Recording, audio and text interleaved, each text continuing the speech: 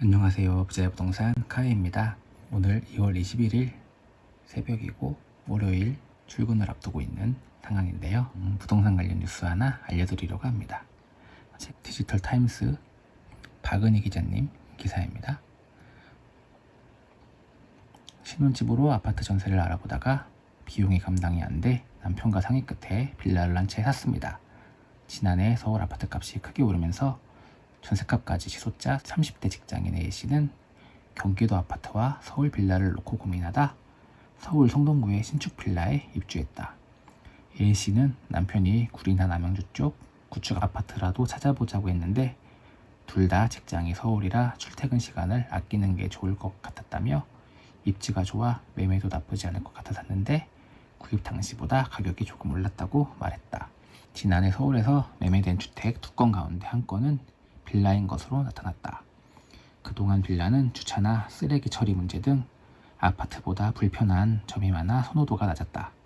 하지만 현 정부의 아파트 대출 규제 강화에 여야 대선 주자들의 재개발 규제 완화 공약이 복합적으로 작용하면서 수도권을 중심으로 빌라 쪽에 투자가 몰리고 있다.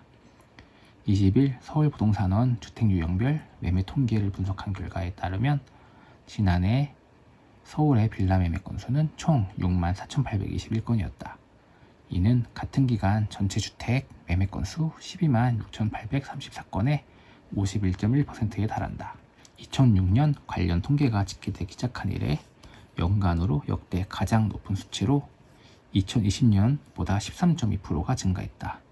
서울 주택매매 시장에서 빌라가 차지하는 비중은 2014년 27.9%에서 지난해까지 7년 연속으로 증가세지만 1년 새 오름폭이 13%포인트를 넘은 것은 역대 최고 기록이다.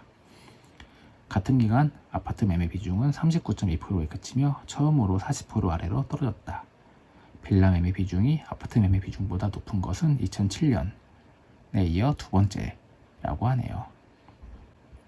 지역별로는 은평구가 가장 높고 강북, 광진, 강서구, 양천구도 60%를 넘겼다고 합니다. 그리고 노후주택이 밀집한 지역의 비율이 높은 것이 특징이네요.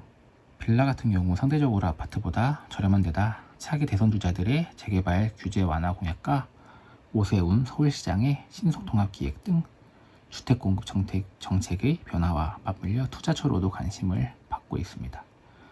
이재명 더불어민주당 후보는 두꺼비도 새집 달라고 한다며 사람도 새집이 필요하다고 하면서 재개발, 재건축 규제 완화를 야속했고 윤석열 국민의힘 후보 역시 신도시 노후화로 인한 해당 지역 주민들의 불만이 비등하다는 점을 인식하고 있다며 같은 공약을 내놓았습니다.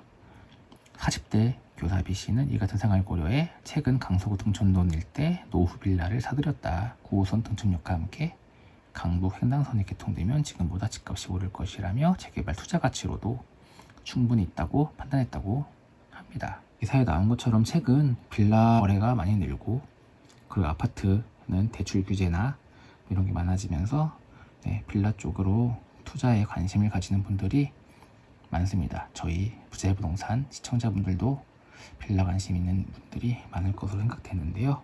대선 주자들도 재개발, 재건축 공약을 내걸고 있고 오세훈 서울시장도 최근 계속 규제 완화를 하고 있고 하기 때문에 빌라가 투자처로서 상당히 매력적인 부분이 있다고는 저도 공감을 합니다. 오늘 영상은 여기까지고요. 다음에 다시 뵙겠습니다. 감사합니다.